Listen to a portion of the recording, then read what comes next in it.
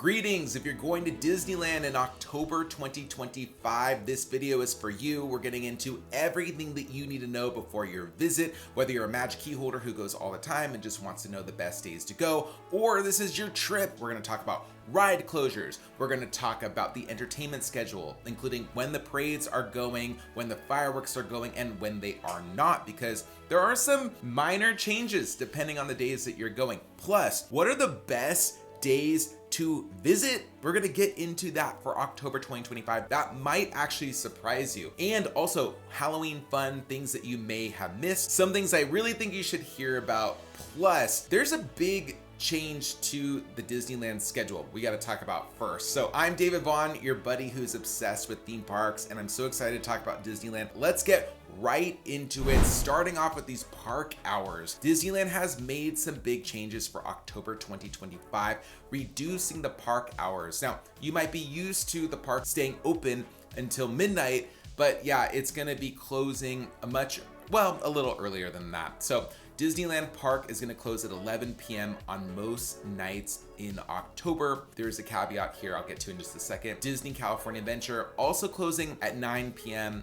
on many nights. Just know, even though we have Disneyland Park closing at 11, I thought we were gonna have it close at midnight on the weekends as well, but no, it looks like still 11. Disneyland will also close at 10 p.m. on these dates, October 27th, 28th, and 29th, before it returns. And it looks like we might be seeing these hours in November closing even earlier, and that's why I don't have the full schedule out for November just yet, but looks like we're seeing a little hint of that, and maybe just reduced fall hours before the holiday season officially begins on November 14th. So we'll have to see how that all plays out. In addition, Oogie Boogie Bash dates are these in October, and Disney California Adventure will close early at 6 p.m. So now you know the full lineup of times, and if you're going, there's no more midnight dates in October. Next up, before we get into what's closed, we gotta talk about the fireworks schedule. So there are some impacts to fireworks, parades, and everything with these park hours, but just to let you know, we are on the typical fireworks schedule for the fall season, which is Halloween Screams is playing nightly. It's a projection show with Jack Skellington, Oogie Boogie, there's lights, it's really cool. Projections on the castle, around Main Street, etc.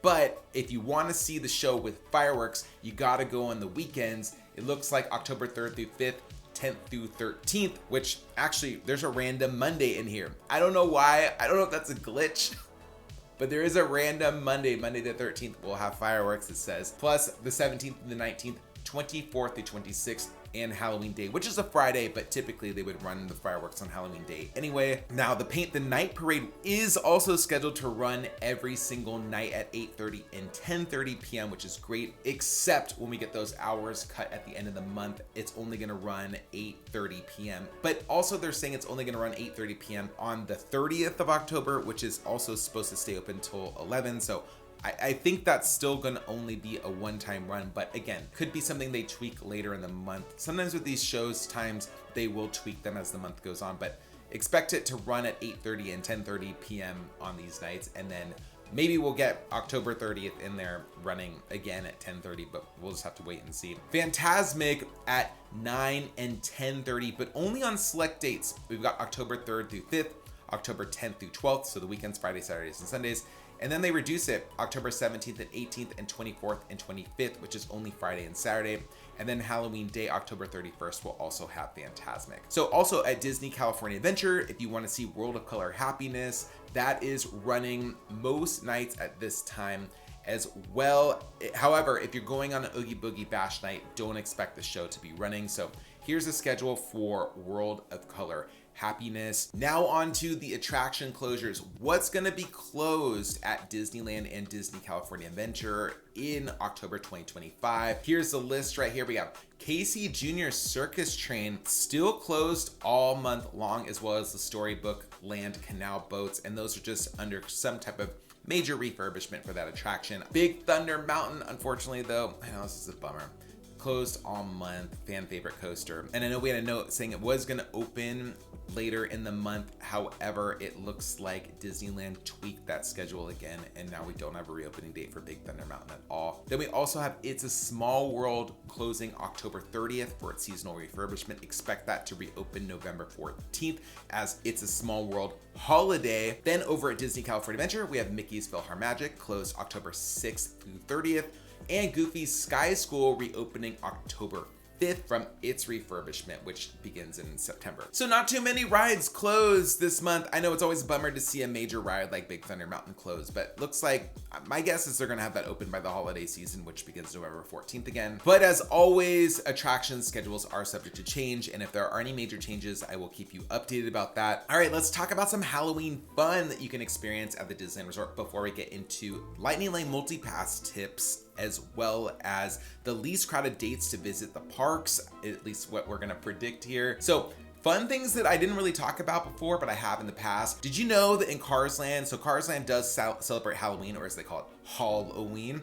And if you go in there, just at sundown, you may see a special show. It's kind of a cool way that they transition from the lights being off to the lights being on. There's a spooky song that plays. You'll see everything kind of flicker and move around. It is a really cool effect. So if you want to see something extra special just for the Halloween season, I would highly recommend going to Cars Land. And the way that you can check to see what time they'll play it is look on your phone app at the weather and see what time sundown is predicted. And I would personally stand in front of Flo's V8 Cafe, like where you're facing it, and then kind of look around there, and you will see everything sort of light up and a song will play, and it's really cool. I don't want to give away too much, but I think it's a cool thing to do, especially if you have kids and maybe that's toward the end of your night. You know, you guys have been there all day and they're getting kind of tired, or you just want to see something longer on your vacation, like add a little extra special moments to it that not a lot of people know about. I mean, the hardcore Disney fans do know about it because it's been around for a bit, but